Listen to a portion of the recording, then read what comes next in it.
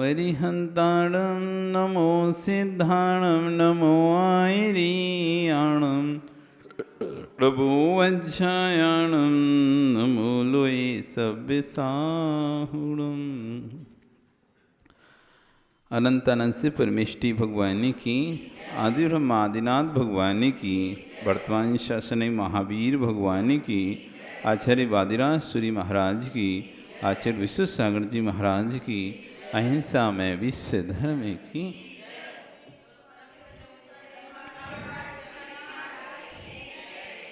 एकी भावं गतिव मया या स्वयं कर्म बंधु घोरम दुःखं भवगतो दुर्निवारा करोति तस्याप्यस्य तैजनिरवे भक्तिरुन्मुक्तये चेत् जेतुं शक्यो भवति न तया को परस्तापे हेतु ज्योतिरूपं दुरितनिवहाधान्तविध्वंसे हेतुं त्वामेवाहुर्जिनवरचिरं तत्त्वविद्यावियुक्ता चेतो वासे भवसि चमम ईश्वरमुद्भासमान तस्मिन्नाह कथितमो वस्तुतो वस्तुमीष्टे आनन्द्राशु स्नपितवदनं गदगदं चाविजल्पन् यस्यायित तणुदैमणा स्रोतमन्त्रै भवन्तं तस्यावेस्तदपि च सुचिरं देहबल्मीके मध्यान् निष्कासन्ते विविधविश्वं व्याधया काद्रिवेह प्रागेवेह त्रिदिवभवना देशदा भव्यपुण्यात् पृथ्वी चक्रं कनकमयितां देवनिन्नीत एदं ध्यानद्वारं मम रुचिकरं शान्तिगेहं प्रविष्ट तत् किं चित्रं जिनवपुरिदं यस्वर्णिक लोकस्यैकस्तमसि भगवन् निर्निमित्तेन बन्धुस्त्वय्येवासौ सकलविषया शक्तिरप्रत्यनीका भक्तिसपीदां चिरमदिवसन् मामिकां चित्तशय्यां मय्युत्पन्नं कथितदा क्लेशयोधं सदेथा जन्माटव्यां कथमपि मया देवदीर्घं भ्रमित्वा प्राप्ते वेयं तव न कथा स्फारपीयूषवापि तस्यावस्देहिं करहिम वियूषीते नितान्तम्।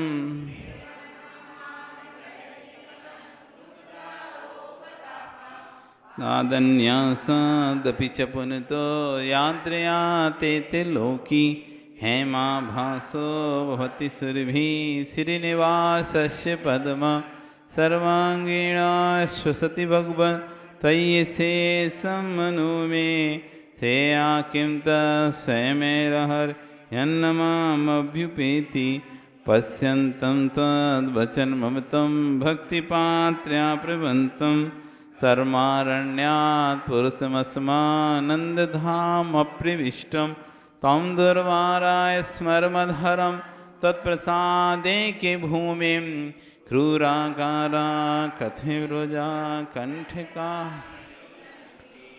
हम अभी इसी 8 नंबर के श्लोक में एक शब्द कर्मारण्यात कर्म रूपी वन की चर्चा कर रहे हैं। कर्म रूपी वन में आज हम अंतिम कर्म अंतराय कर्म की चर्चा करेंगे।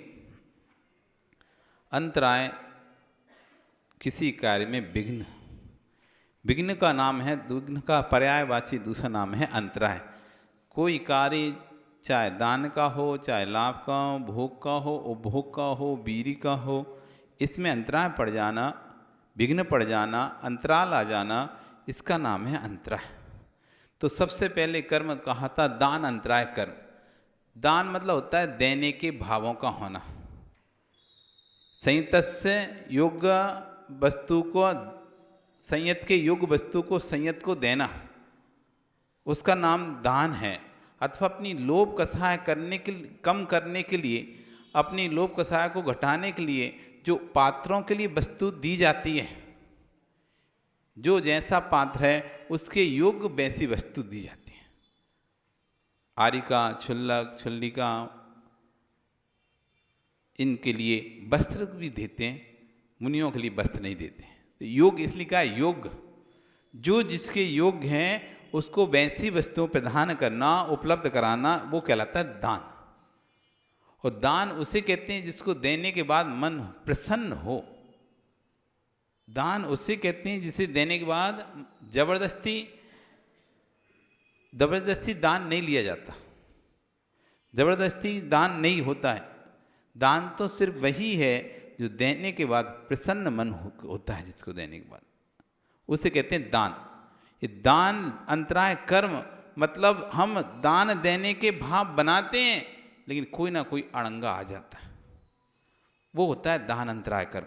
भाव बहुत दें, हम बहुत दान करें, हम बहुत दान करें, हम बहुत पैसा दें, बहुत साधु की सेवा करें, आहार में भी विहार में भी रहें, औसत भी दें, सांस भी दें, आहार भी, सब कुछ दान करें, लेकिन जैसी दान करने के भाव आते तो हैं, लेकिन देने की बारी जब आती है तब भाव बदल जाते हैं। देने की बारी जैसी आती है तो भाव बदल जाते हैं, अथवा हम देते हैं तो कोई आके हमारा हाथ पकड़ लेता है, अरे क्या कर रहे तुम, अभी नहीं, बाद में देंगे। हम बोलने होते हैं कोई चीज, हम अमुक वस्तु दान देंगे इतने में, अरे अभी नहीं, बहुत काम है घर में, पहले वो निपटाएंगे, बाद में दान। हम अभी शादी है, अभी ये होना है, अभी वो होना है, इसलिए नहीं देते। अरे समझ ही नहीं रहे तुम लोग, देने से कम नहीं होगा।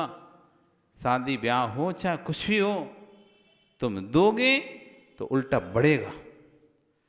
कभी देने से, ना तो ज्ञान देने से कम होता, ना दान देने से कम होता, दोनों चीजें बढ़ती हैं। जैसे कुएं से पानी निकाला जाता है, तो कुएं से पानी निकालने से पानी कम नहीं होता, बल्कि स्वच्छ पानी बढ़ता जाता है। मानसिकता उन लोगों की खराब है जो सोचते हैं कुएं से पानी निकाल देंगे पानी कम हो जाएगा।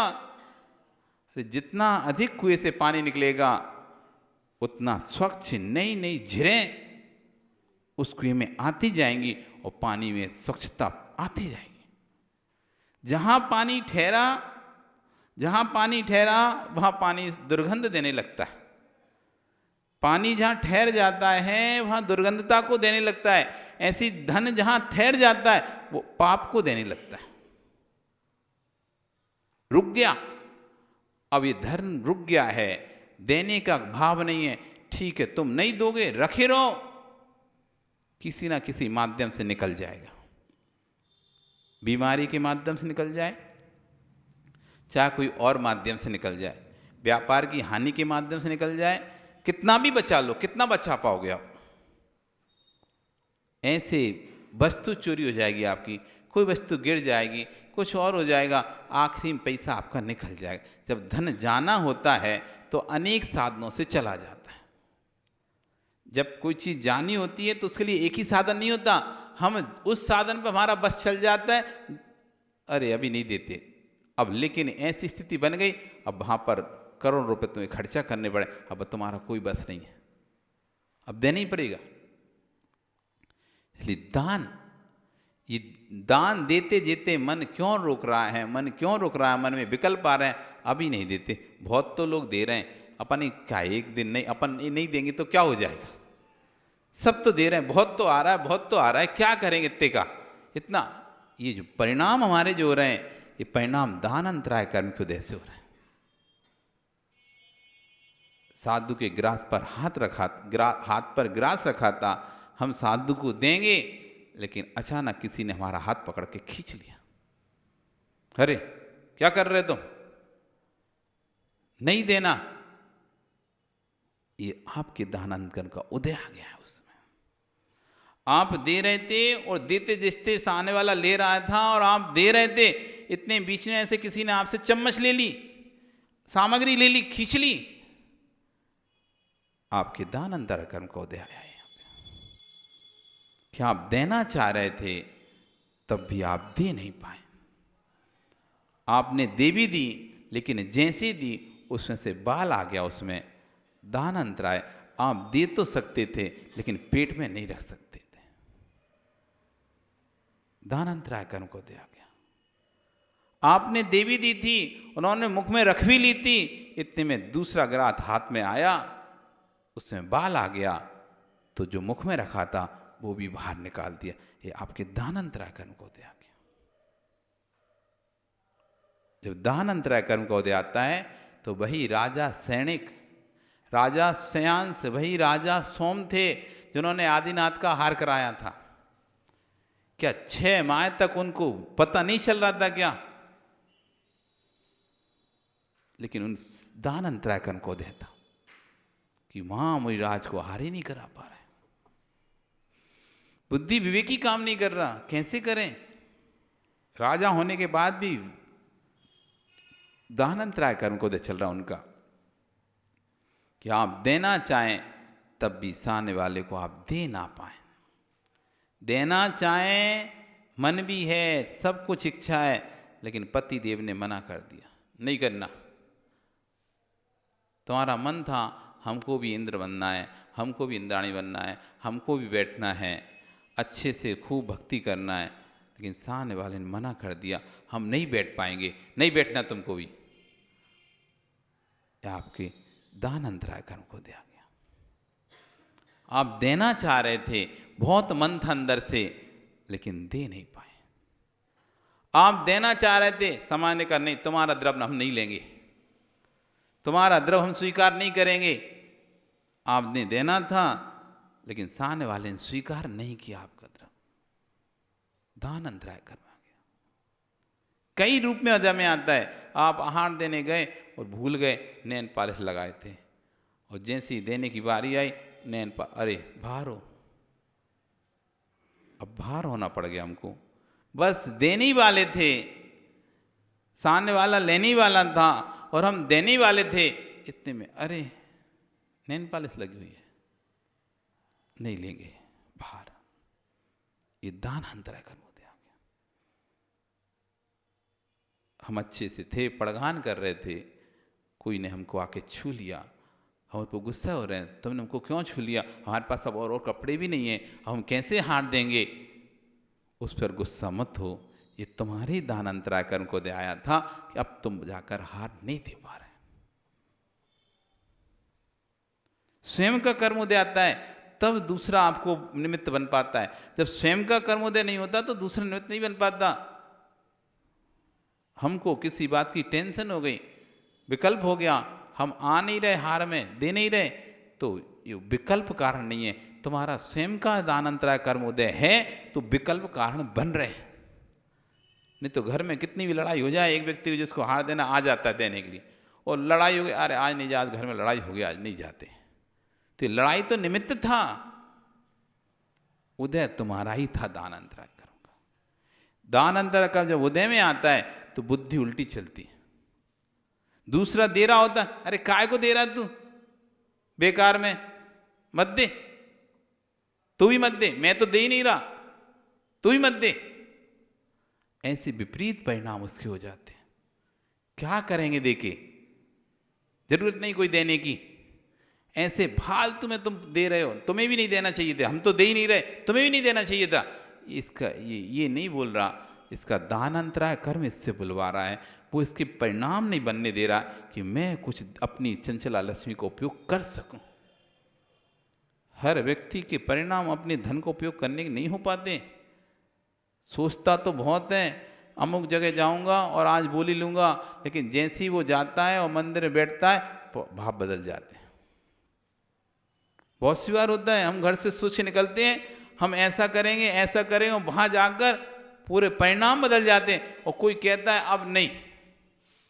कभी कभी बहुत बार देखते हैं बोलियां लगती हैं, कलश वगैरह की बोली लगती हैं, और कोई पद की बोली लगती है, तो पहली बोली खूब व्यक्ति लगाता है, और वो 10 लाख तक लगा दिया, 20 लाख तक लगा दिया, लेकिन मान लो नहीं मिली, तो अब उससे कहेंगे अब एक काम करो तुम दूसरी ले लो, क्योंकि अब नहीं लेना। अरे 5 ही तुम्हें लाख नहीं, तुम अभी 20 लाख तक जा रहे थे, अब तो 5 लाख ही मांग रहे हैं, अब ले लो, अब नहीं लेना।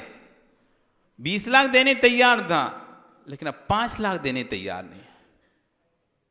पहले 20 लाख भी देने तैयार था, लेकिन बाद में अब 5 लाख भी देने तैयार नहीं है। 1 लाख नहीं, अब मुझे तो लेनी नहीं है, मतलब तो ये क्या हुआ अचानक, अभी तो मन हो रहा था और अब ऐसा हो गया, लेने ही नहीं है। ये इसका दानंतरा कर्म उदय में आ गया। और जिसका दानंतरा कर्म का क्षोभ सुना, अरे वो नहीं मिली, चलो दूसरी पे ट्राई करते हैं। वो नहीं मिली, दूसरे को देखते हैं, दूसरी नहीं मिली, तीसरे को देखते हैं, तीसरी नहीं चौथी को देखते हैं, चौथी नहीं पांचवी, कोई तो मिलेगी।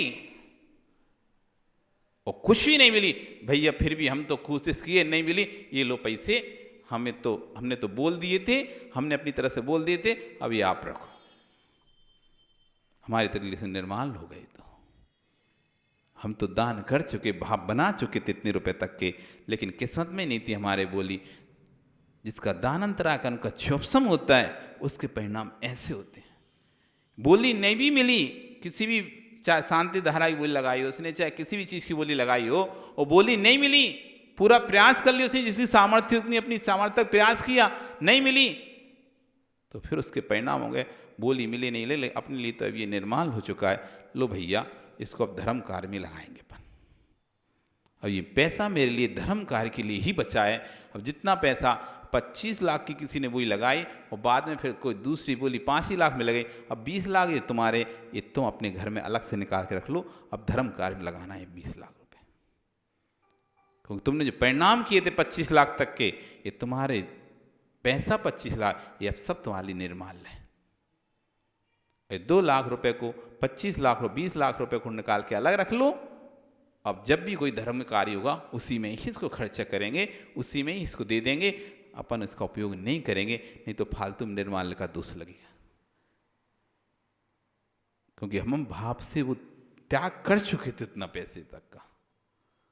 तो जिसका क्षोभसम होता है वो ऐसी बात सोचेगा, चलो भैया मिली चाहे नहीं मिली, चलो अपन तो अभी इतना पैसा देना ही देना, अपन को तो दे ही देंगे, किसी भी माध्यम से दे देंगे।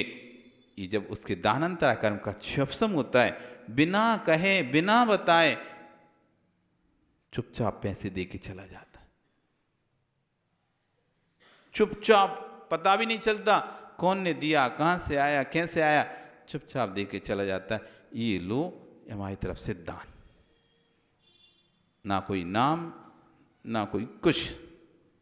जिसके दानंतरा कर्म का क्षोभसम होता है, वो ऐसे तुरंत उस पैसे को दे देता है। और जिसके दानंतरा कर्म को होता है, देते देते भाव बदल जाते हैं, देते देते भाव बदल जाते हैं। जैसे भिखारी के लाभंतराय कर्म का उदय होता है, उसे लाभ नहीं होता, कोई निकालता तो है पर्स अपना, लेकिन सोचता है 500 दूं, फिर सोचता नहीं यार 100 दे दे रहे, फिर सोचता नहीं 50 दे दे रहे, फिर सोचता है 20 दे दे रहा है, फिर आखिरी में 10 का नोट निकाल के देता।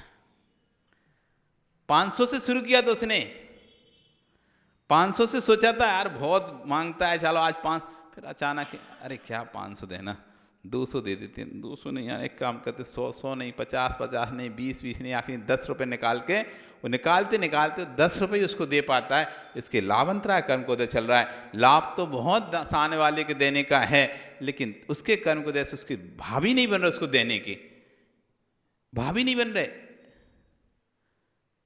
खूब मांग रहा था, दिया ही नहीं उसने,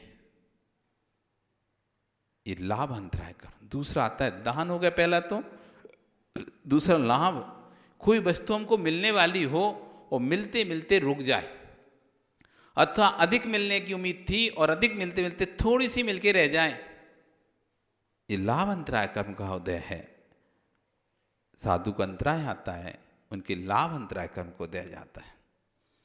उनको लाभ होना था भोजन का, अचानक बाल आ गया, जीव आ गया, कोई और कारण बन गया, किसी न किसी कारण से उनका हार करना छूट गया, जो लाभ होने वाला था वो लाभ नहीं हो पाया। ये लाभ अंतराय कर्म है। दाता को देने का भाव था, वो दे नहीं पा रहा, और साधु को लेने का भाव था, वो ले नहीं पाया। तो एक को तो दान अंतराय कर्म को दे आया और एक का लाभ अंतराय कर्म को दे आया। दोनों कर्म जहां से मिल गए तो बालचंद्र आ गए।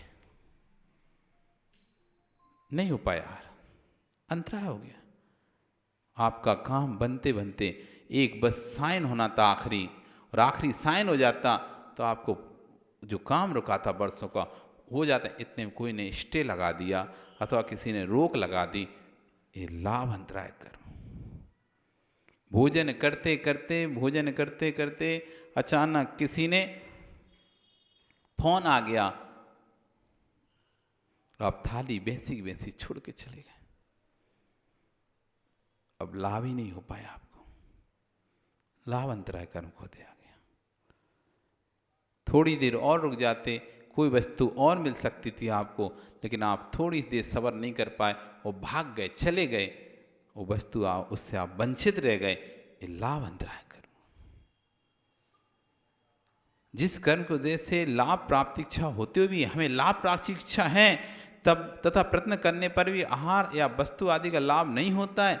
बहुत से बच्चे पढ़ाई करते हैं कि हम इंजीनियर बन जाएंगे, ये सीए बन जाएंगे, ये करेंगे, वो करेंगे, हमें सीए की डिग्री का लाभ हो जाए, डिग्री मिल जाएगी, लेकिन कई बार के प्रयास करने के बाद भी सफल नहीं हो पाते।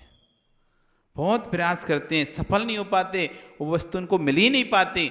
इनके तीव्र लाभ अंतराय कर्म का उदय चल रहा है। इसलिए इतना पुरुषार्थ करने पर 5-5 बार एग्जाम दे दिए, 7-7 बार एग्जाम दे दिए, अटेम्प्ट कर लिए, तब भी पास नहीं हो पा रहे हैं। और जैसे तैसे पास हो गए तो कई इंटरव्यू इन्होंने दे दिए, लेकिन कोई नौकरी मिली ही नहीं रही। लगता है पूरी में हाँ यहां तो मिल जाएगी नौकरी, बिल्कुल पक्का है, लेकिन एंड टाइम पे उसके रिश्तेदार का फोन आ गया, उसने अपने रिश्तेदार को रख लिया तुम्हारा पत्ता, जबकि पूरा फाइनल था, फुल था बिल्कुल। और एंड टाइम पे टिकट बना हुआ रखा था, तीर्थ यात्रा पे जाने का टिकट बना हुआ रखा था आपका, बिल्कुल जाना ही था। अचानक एंड टाइम फोन आया, अमुक व्यक्ति चला गया, और आपको सारे टिकट कैंसिल कराने पड़े। जो लाभ होने वाला तीर्थ यात्रा का वो लाभ नहीं हो पाया। कुछ बिहार में पंचलान चलना होना था, तो जिसको सौदा निबंधना था एट ए टाइम उसके यहाँ कुछ गमी हो गई, तो उसका तो पैसा भी दे चुका, सोचो आप, पैसा भी दे चुका है, फोटो भी छप चुका है, पत्रिका भी बन चुकी है, सब कुछ हो गया, और बिल्कुल ऐन समय पे घर में कुछ ऐसा अनहोनी हो गई, अब सौदरमिंद बन ही नहीं सकते। जो लाभ होना था वो चला गया, और दूसरे के पाले में, जिसको कभी सपने में उसने नहीं सोचा होगा कि मुझे सौधर्म बनना है, वो सौधर्म बन गया। जब लाभ अंतराय कर्म का उदय होता है तो मुंह का निवाला हाथ में, बस मुंह में जाने वाला है, इतने में हाथ से छूट जाता है, छूट जाता है। भगवान के दर्शन का यदि लाभ अंतराय कर्म उदय है आपके, आप यहां तक आओगे, मंदिर तक सीढ़ी चढ़ोगे, इतने फोन की घंटी बज जाएगी, अरे ये काम आ गया, उल्टे पैर व्यक्ति लौट जाएगा, उल्टे पैर, यहां तक कि दरवाजे तक आ जाएगा, और आते आते अचानक फोन पे बात करते करते कुछ ऐसी खबर सुन लेगा, भाई हाँ मैं आता हूं, अभी आता हूं तुरंत, वो बिना दर्शन किए वहीं के वहीं लौट जाएगा। लाभांतराय कर्म को उदय चल रहा है इनका, इनको प्रभु के दर्शन का लाभ नहीं हो पाया। फिर आता है भोग अंतराय कर्म। एक बार जो खाया जाता है वो भोग कहलाता है, बार बार जिन चीजों का उपयोग किया जाता है वो भोग कहलाता है। भोजन आदि सामग्री ये भोग कहलाती, भोग, भोजन नहीं मिला ये भोग अंतराय नाम करो। वो भोग बार बार, किसी के पास घर का मकान नहीं है, बहुत पूरी जिंदगी निकल गई किराए के मकान पर, किराए का मकान रहते रहते पूरा जीवन निकल गया, लेकिन आज तक वो अपना घर का मकान खरीद नहीं पाया। कहीं पैसा दिया भी था तो वो खा के भाग गया, जैसे तैसे उसने इकट्ठा किया भी था, मकान खरीदने पैसा जोड़ा तो, लेकिन किसी को प्लाट में लगाया, वो प्लाट वाला ही खा के भाग गया। अब फिर वही ठन ठन गोपाल, जैसे तैसे कोणी कोणी माया जोड़ी, कोणी कोणी माया जोड़ी, और दूसरा लेके चला गया। बहुत समय से ताकि मकान खरीदेंगे, वो भोग का सामग्री खरीदेंगे, गाड़ी खरीदेंगे, ये खरीदेंगे, वो खरीदेंगे, सारे सपने तुम्हारे चकनाचूर हो गए। ये क्या हो गया? ये आपके उपभोग नाम अंतराय नाम कर्म चल रहा है। सब कुछ फाइनल होने के बाद बैंक ही फेल हो गई। इतनी मेहनत, बैंक फेल हो जाती नहीं हो जाती? बीच में कितनी सारी बैंक फेल होती थी, अब तो कम होने लगा, अब तो आरबीआई ने अपना शिकंजा कस के रखा है, इसलिए बैंकें फेल कम होती हैं। लेकिन पहले तो आए दिन ये बैंक भाग गई, वो बैंक भाग गई, ये बैंक गई, वो सारा इंडिया भाग गई, कुछ इंडिया। अब बेचारे कितनी मुश्किल जमा करता व्यक्ति, अब वो बैंक ही चली गई। अब क्या है, सोचा था कि चलो मैं थोड़े थोड़े पैसे करके जमा करूंगा, 10 साल में 5 साल में इतना रुपये हो जाएगा, इससे मैं अमुक चीज खरीदूंगा। बस आज ही आखिरी दिन था उसका, बस एक दिन और निकल जाता, उसको पैसे मिल जाते, एक दिन पहले चली गई। उस व्यक्ति से पूछो, अरे एक व्यक्ति तो ऐसा होता है जैसे किसी ने 10 साल का कोई जमा किया और अभी तो 2 ही साल हुए थे, 3 साल हुए थे, 4 साल हुए थे, भाग गई तो उसको यार अच्छी बच गए, 5 साल के पैसे बच गए, नहीं तो 5 साल और जमा करते। लेकिन उस व्यक्ति से पूछो जिसकी बस सुबह उठकर जिसको पेमेंट मिलने वाला हो, अगले दिन सब कुछ फॉर्मेलिटीज पूरी हो गई हैं और सुबह जो पेमेंट लेने के लिए रात में सोच रहा था, रात में कितने सपने देख रहा था कि मैं इतना पैसा आएगा, इससे ये खरीदूंगा, ऐसा करूंगा, ऐसा करूंगा, ऐसा करूंगा, और सुबह न्यूज देखी, अखबार खोला, कंपनी बग गई। सारा पैसा गया। ये क्या हुआ? ये उपभोग अंतराय कर्म इनका उदय में आ गया। जितना भी इसने उपभोग के लिए रोज जो वस्तुएं जोड़ने के लिए कोशिश की थी, ये सब खत्म, रोड पर आ गया।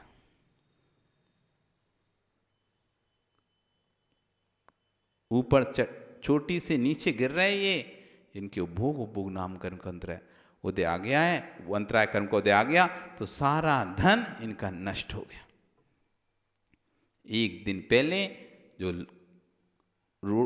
कारों में घूमा करते थे, अगले दिन वे रोडों पे पैदल चल रहे हैं। यंत्राय कर्म। फिर वीर अंतराय कर्म, सबसे खराब कर्म, शरीर की शक्ति को नष्ट कर देता है वीर यंत्राय कर्म।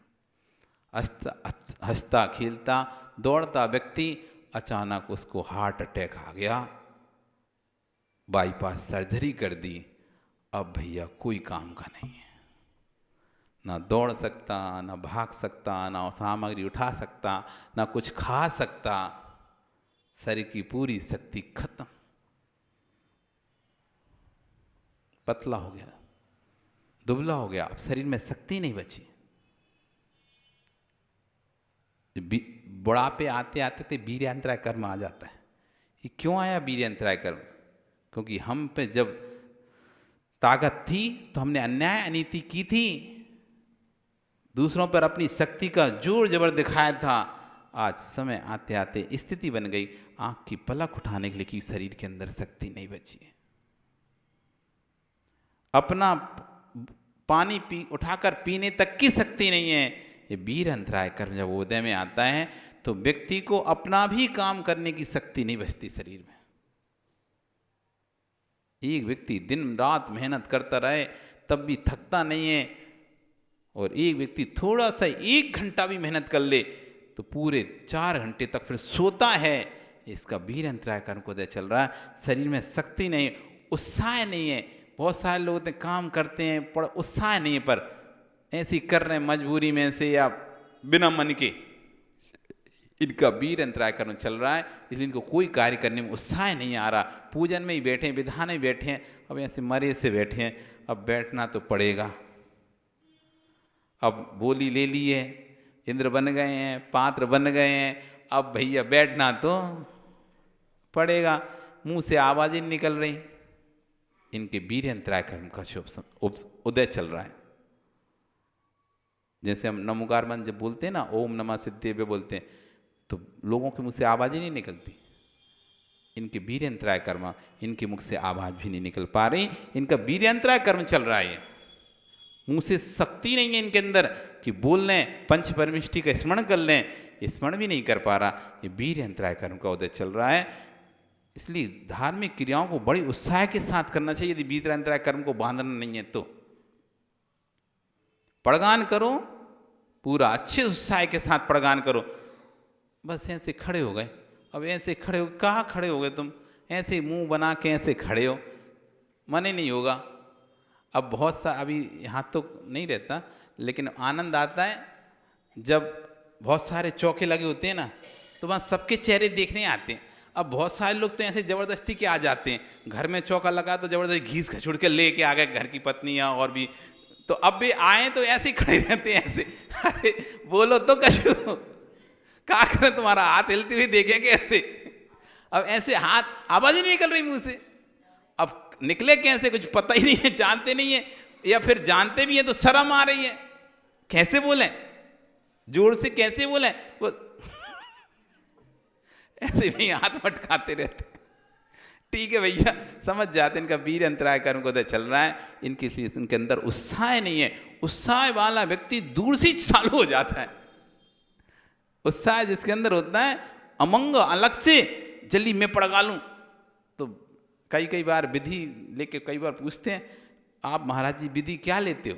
संग में रहते हैं तो अब इतने महाराज हैं, तो कोई कहीं पड़गा, कोई कहीं, तो पूछते रहते हैं महाराज जी जो चौका खाली जाता है काय की विधि लेते हैं महाराज जी?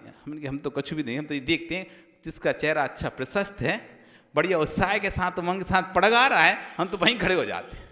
अब जो मोह लटका के सोम नमोस्तु नमोस्तु, अब तुम्हें चाहिए थे बड़े महाराज, अब बड़े महाराज निकल गए दूसरी जगह, अब क्या करें? कोई मिल जाए तो भैया ऐसे ही मिल जाए तो मिल जाए, तो हम काय को देंगे तुम्हें?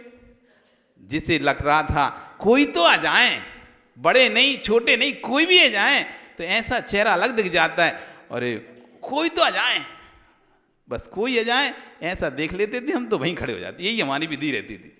कोई श्रीफल नहीं, कोई कलश नहीं, उत्साह किसके अंदर है, उमंग किसके अंदर है, साधु को पड़गान करने की, आहार करनी, उसके पास जा खड़े हो जाते हैं। ये उत्साह वीर अंतराय कर्म जब क्षोभसम में आता है, क्षोभसम होता है, उदय में आता है तो शक्ति खत्म हो जाती है। पूजा विधान में कोई उत्साह नहीं, हाँ हो रहा है, हो रहा होगा यार, हमें नहीं मतलब, हो रहा होगा, चले बिने जाते जहाँ, हम तो बस दर्शन करके लौट जाएंगे, हमें मतलब वो बैठने का भाव भी नहीं बनाएगा। जब वीर अंतराय कर्म को दे आएगा व्यक्ति का, पूरा नगर उत्साह मना रहा है, पूरा गांव उत्साह मना रहा है, उसके अंदर बिल्कुल भी उत्साह ही नहीं उस उत्सव के प्रति, नीरस, पूरा भाव नीरस हो जाएगा, उसका परिणाम नीरस हो जाएंगे। बैठा भी रहेगा तो ऐसा मुंह लटका बैठा, सब लोग तो बढ़िया हंसी खुशी विधान करते दिखेंगे, भक्ति करते दिखेंगे, नृत्य करते दिखें, वो ऐसा मुंह लटका बैठा रहेगा जैसे कोई इसके दादा महाराज जी चले गए हों। बिल्कुल आप देखना, आप एक तरह से मतलब कहते हैं ना साक्षी भाव से देखना, बिल्कुल आप कुछ नहीं वैसे ऐसे दिखते ना, कौन व्यक्ति के अंदर चेहरे बता देते हैं, कौन व्यक्ति के चेहरे पर उत्साह है और कौन व्यक्ति नीरस है, एकदम सूखा है। अंदर से सूख होता है तो चेहरा भी सूखा ही हो जाता है उसका। जो व्यक्ति अंदर से सूख जाता है उसका बाहर का चेहरा भी सूखा ही हो जाता है, लोग उससे फिर बात करने से भी डरने लगते हैं। अरे पता नहीं 24 घंटे मुंह फुलाए बैठा रहता है, 24 घंटे हर व्यक्ति से हर कोई नहीं बात कर पाता। अब जिसका 24 घंटे चेहरा ही फूला बैठा हो तो कौन उससे बात करेगा? तो धीरे धीरे वो भी नीरस हो जाता है और अपना परिणाम भी ऐसे नीरस करें। इससे हंसते रहो, मुस्कुराते रहो, जिससे लोग तुमसे आंखें मिलके बात कर सकें। है क्या जिंदगी में? दो ही तो चीजें, कुछ आप ना ले सकते ना कुछ दे सकते। दो यादगार पल आप किसी के साथ बिता लोगे, बस पूरी जिंदगी वही आपके साथ रह जाएंगे। आप चले भी जाओगे, वो पल जो आपने उसको खुशी के याद के बताए थे वो पूरी जिंदगी उसके साथ रहेंगे। इसलिए उत्साह के साथ आना चाहिए। भक्ति करो उत्साह के साथ, जो भी काम करो, अपने लाइफ का कोई भी काम करो उसमें उत्साह पूर्ण मतलब कहते हैं ना, एक कहते हैं पूरी ताकत के साथ उसको करना चाहिए, पूरी श्रद्धा के साथ करना चाहिए। धर्म करो तो पूरी श्रद्धा के साथ करो, अर्थ पुरुषार्थ करो तो पूरी श्रद्धा के पुरुषार्थ करो। दुकान पे ही बैठो तो बेमन से बैठे हो, ग्राहक आ रहा है, लेना है तो ले ले, नहीं तो जा भाग। अब ये क्या हो गया तुम्हें अचानक? हमें नहीं बेचना, जाओ, नहीं बेचने नहीं हमें तो। इसके अंदर अभी अर्थ की श्रद्धा ही नहीं है। श्रद्धा होती आओ बैठो, नहीं भी अरे दूसरी चीज है ना, ये ले जाओ, ये नहीं तो वो ले जाओ, कुछ तो लेके जाओ, ले जाओ, खाली नहीं जाओ, मतलब उसको दे देगा वो कुछ ना कुछ। यदि उसके अंदर उत्साह है बेचने का, उत्साह नहीं है तो कौन। अब छोटे मतलब छोटे क्या बड़े थे तो LIC में एजेंट बना दिया, LIC में एजेंट बना दिया और बोला कि जाओ पॉलिसी करो तुम। अब हम जाएं भैया पॉलिसी करा लो, कौन करा रहे हैं ऐसे? हम में खुद उत्साह है। अब हम ही पहले से सोच लेते थे, पता नहीं इतने बड़े बड़े लोग और लोग करते ही रहते हैं, और अपन तो आजकल के नए, कौन कराएगा अपन से? कोई तो कराएगा ही नहीं। और ऐसी उत्साह रहता नहीं था, चलो ऐसे पूछ लेंगे करा देगा, तो सही में कोई नहीं कराता था हमसे। तो 50 जगह घूम लिया, एक ने भी नहीं कराई। हमको बड़ा बुरा लगा कि इतनी गर्मी में, अब छुट्टी तो गर्मी की मिलती थी उस समय, तो गर्मी की छुट्टी में साइकिल से इतनी सब जगह घूमो और कुछ नहीं, हाथ लगे कुछ नहीं। तो जो हमारा अधिकारी था वो बोला क्या हुआ, तुमने कुछ किया ही नहीं काम। अरे हमें करने नहीं, इतना जगह जाते हैं कोई करवाते नहीं है। तो तुम चिंता नहीं करो। कितनी जगह गए हम, कि 50 जगह, ये देखो लिस्ट बनी है हमारी इतने साल लोगों, कोई नहीं कराया, एक नहीं कराया। चलो ठीक है, तो अब मेरे साथ चलो, सबको पास लेके चलो, मतलब 2-4 दिन में ऐसे करके लेके चलना धीरे धीरे। तो बस उसको लेके गए, उसको लेके जाते थे, उसकी अंदर इतनी उत्साह शक्ति थी, मतलब वो बैठता था, उसको ऐसा लगता मैं इसका बीमा करके उठूंगा, वो निश्चित कुछ ना कुछ करके लेके ही आता था वहां से। 50 जगह, वो 30 जगह से वो बीमा लेके आया। जिन जगह से हम 1 रुपये नहीं उठा सके, वो उस जगह से 30 जगह से वो बीमा करके आ गया। उसकी जब हम उसको बैठे देखे रहते थे, अरे इसको अंदर ऐसे कैसे लग रहा है करा ही लेगा। उसके अंदर ऐसा रहता था जैसे ये करा ही रहा हो, वो करा ही लेगा, बिल्कुल इतना उत्साह रहता था उसके अंदर, दिखाने का, समझाने का, बोलने का, बिल्कुल इतना कॉन्फिडेंस भरा रहता था उसके अंदर। उसको हम देखते रहते थे कि कैसे कर रहा है। ये तो वो जगह थी जिन्होंने मना कर दिया था हमको। वो पूरे उत्साह के साथ वहां पर जाता था। ऐसी जब हम किसी उत्साह के साथ किसी के पास जाते हैं, भगवान के पास जब हम पूर्ण उत्साह के साथ जाते हैं, तो बिल्कुल अब तुम्हारा सिर दर्द कर रहा है, हमारा सिर कर रहा है, अब नमकार की माला फीलने पर हो तो कुछ हुआ ही नहीं, वहां से हुआ तो कुछ ही नहीं, फिर तुमने कल भी ली थी। अरे नहीं, मैं भगवान के पास जाऊंगा, भक्ति करूंगा, नमकारी माला फेरूंगा, मेरा सिर दर्द पक्के में ठीक होगा। ऐसे उत्साह से भरा हुआ व्यक्ति आ रहा है, पूरी शिद्दत के साथ वहां पे नमस्कार कर रहा है, चरणों में झुक रहा है, उसका सिर दर्द पक्का ठीक होगा। नरेश, आधे लोग दवाई से कम ठीक होते हैं, डॉक्टर को देख के ज्यादा ठीक होते हैं। बीमार व्यक्ति डॉक्टर के पास जाता है और डॉक्टर अच्छे से बात कर ले, अच्छे से देख ले, हाँ दिखाओ, नब्ज दिखाओ, ये दिखाओ, आंख दिखाओ, पीठ दिखाओ, मुंह दिखाओ, जीभ निकालो बाहर, ऐसे करो, हाँ हो जाएगा, चिंता नहीं, मैं 2 दवाई लिखूंगा, अच्छा हो जाएगा, बिल्कुल ठीक हो जाएगा। अब डॉक्टर खुद ही टेंशन में बैठा हुआ हो, उसका खुद ही उत्साह ना हो, और मरीज हो चला जाए, वो कहे भैया यार अब तुम जाओ यार, हो कर लिया ना, लिख दिया ना, जा हो गया तेरा पर्चा। कहाँ फंस गए, जो कौन सा डॉक्टर उठा लिया। बीमारी ठीक नहीं हो रही इसकी, अब दवाई वही थी, लेकिन दूसरे ने बस उत्साह के साथ उसमें उत्साह शक्ति भर के नहीं उसको दे दी वही दवाई। इनका आता है बर्नी जी का, बर्नी जी का या कोई का आता है एक किस्सा। वो बड़े वैद्य थे, विमल सागर जी का ही आता है। विमल सागर जी जब ब्रह्मचारी घर में थे तो बहुत बड़े वैद्य थे विमल सागर जी। तो एक बाई आई, मेरे प्रसिद्धि थी उनकी वैद्य के रूप में, बेटे का पेट दर्द कर रहा है, बेटे का पेट दर्द कर रहा है, तो वो बना रहे थे खाना 16 का कपड़ा पहन के। अब कहाँ से भी दवाई निकालने जाते, तो उनका माँ बाद में आना, बाद में दवाई दे देंगे। लेकिन माँ कह रही नहीं नहीं तुम दवाई दो, अभी दो, बेटे का बहुत तेज पेट दर्द कर, आप दवाई दो। अभी कहाँ से दवाई दें, कहाँ से पूरे चेंज कर। तो उन्होंने क्या किया, चूल्हे था, चूल्हे में से राख निकाली, एक पुड़िया में रखी, बना के, नहीं ले खिला देना बेटे को, ठीक हो जाएगा। माँ बड़े उत्साह, चलो अब वैद्य जी ने दवाई दे दी, ठीक हो जाएगा बेटा मेरा, क्योंकि प्रसिद्ध थे कि उनके हाथ की दवाई बहुत लगती है। तो ले गई वो, और राख उनको बेटे को खिला दी, राख खिला दी। 1 घंटे बाद वो बेटे को लेके आ गई। तो उनके अरे यार, फिर वो सोचेगा, फिर परेशान करेगा, वो उनको दोनों दवाई तो दी नहीं थी, उन्होंने तो राख ही दी थी भगाने के लिए। तो 1 घंटे बाद फिर आ गई वो अपने बेटे को लेके। अब ये सोच रहे हैं दूर से देख के कि अब ये आ गई, फिर करेगी, अभी तो अभी कपड़े भी चेंज करना पड़े, क्या करेंगे। तो आई, सेठ जी, पंडित जी बहुत उपकार आपका, मेरा बेटे का पेट ठीक हो गया, आपकी दवाई एक पुड़िया ही काम कर गई, एक पुड़िया काम कर गई आपकी। इतनी देर से परेशान हो रहा था, आप पहले ही दे देते, कितने अच्छी दवाई दी थी, 1-2 पुड़िया और दे के रख दो हमको, तो हम घर पे रखे रहेंगे। काम आई, फिर ठीक हो गया। क्या था कारण, उत्साह था उसके अंदर कि नहीं ये दवाई खाएंगे तो ठीक हो जाएंगे। जब वीर अंतराय कर्म का चौपसम होता है तो व्यक्ति के अंदर उत्साह आता है। ये सारी बीमारी बैठ नहीं पाएंगे, भगवान की भक्ति में खड़े नहीं हो पाएंगे, रह नहीं पाएंगे, कुछ नहीं, मैं भगवान की भक्ति करूंगा। कैसी न कैसी जब आगम में आया है, बड़ी से बड़ी बीमारी भगवान की भक्ति से दूर होती है, तो मेरी बीमारी क्यों दूर नहीं होगी? मैं तो खूब करूंगा भगवान की भक्ति। और भगवान की भक्ति करते करते यदि मर भी गया तो भी अच्छी बात है, कम से कम स्वर्ग में ही जाऊंगा, दुर्गति नहीं होगी। अरे हम बीमार और पड़ जाएंगे, भक्ति करेंगे, ज्यादा देर बैठेंगे तो और बीमार पड़ जाएंगे, ऐसा सोच रहा व्यक्ति। और एक व्यक्ति यदि भगवान की भक्ति में बीमारी पड़ जाऊं तो कम से कम भगवान कहूंगा तो मैं भगवान की भक्ति करते करते बीमार पड़ा, ना कि भोग भोगते हुए बीमार पड़ा। ये उत्साह शक्ति होती है। ये कब आती है? जब वीरांतराय कर्म का क्षोभसम होता है, और जब वीरांतराय कर्म का उदय होता है तो ऐसे भाव आते हैं, हमारी तो बस की नहीं, हमारे शरीर में ताकत नहीं, बहुत घोड़े पर आते हैं, बैठ ही नहीं पाएंगे, कुछ नहीं कर पाएंगे, हम नहीं कर सकते कुछ भी। ठीक है, मत करो, क्या उससे होगा?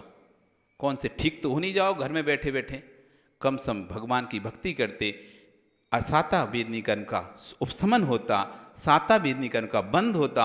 जब साता का उदय आता तो अच्छी अच्छी पीड़ाएं, आचार्य जी बताते हैं कि दीक्षा लेने के बाद उनको दीक्षा के पहले बहुत तेज बुखार था। जिस दिन दीक्षा हो रही थी उस दिन उनको 104 डिग्री बुखार था। ऐसे में कोई दीक्षा दे नहीं सकता था, और ऐसा लग रहा था आज या कल में ऊपर चले जाएंगे। तो अपने गुरुजी से बोले कि भैया कहीं ऐसा ना हो गुरुजी हम लंगोटी में ही चले जाएं, क्योंकि इतनी तबीयत खराब हो चुकी थी, बिल्कुल डॉक्टर ने बोल दिया था कोई भरोसा नहीं इनका, आप तो एक काम करो दीक्षा दे दो हमको, क्या पता कहीं लंगोटी में ही प्राण ना निकल जाए, हम मुनि बनकर मरना चाहते हैं, समाधि करना चाहते हैं। तो गुरुजी ने कृपा करके ठीक है तुम्हें कल दीक्षा दे देता है, बट वृक्ष के नीचे खुले में ही। अब कोई व्यवस्था पहले से तो थी नहीं, अचानक और उनको दीक्षा देना शुरू किए। इतना तेज बुखार था कि एक व्यक्ति पीछे पकड़ा हुआ है, एक व्यक्ति हाथ को पकड़ा हुआ, मतलब बैठ भी नहीं सकते जो व्यक्ति। और जैसे ही दीक्षा के संस्कार हुए आज तक वो बुखार फिर से लौट के नहीं आया।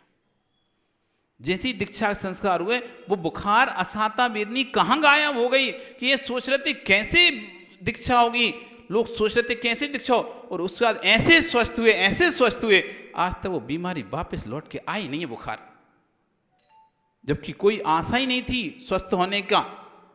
लेकिन इतने विशुद्ध परिणाम हुए कि वो असाता जितनी थी वो पूरी साता में बदल गई और पूरी बीमारी चली गई। इसलिए बड़े उत्साह के साथ कुछ नहीं मैं तो अच्छे से करूंगा, सब बीमारी में सब दूर हो जाएंगी, सब व्यवस्थाएं बन जाएंगी, कोई फर्क नहीं। भगवान की भक्ति करने से किसी भी कभी भगवान की भक्ति करने वाला एक अहित होता ही नहीं है, भगवान की भक्ति करने वाला हमेशा हित ही होता है। ऐसा जब उत्साह आएगा तो आपका वीर अंतराय कर्म दब जाएगा और अंदर से सारी जो असाता वेदनी है वो दूर हो जाएगी, सातम कन्वर्ट हो जाती है। ये तो प्रकृति है कर्मों की, कब असाता सातम बदल जाती है, कभी साता असातम बदल जाती है। तो हमारी उत्साह और हमारी उत्साह की हानि से असाता साता, साता साता में कन्वर्ट होती रहती है। इस तरह 5 कर्म में एक बार भोगने में जो आता है वो हो गए, जैसे भोजन आदि जो बार बार भोगने में आते हैं वो भोग कहलाते हैं, जैसे वस्त्र मकान आदि।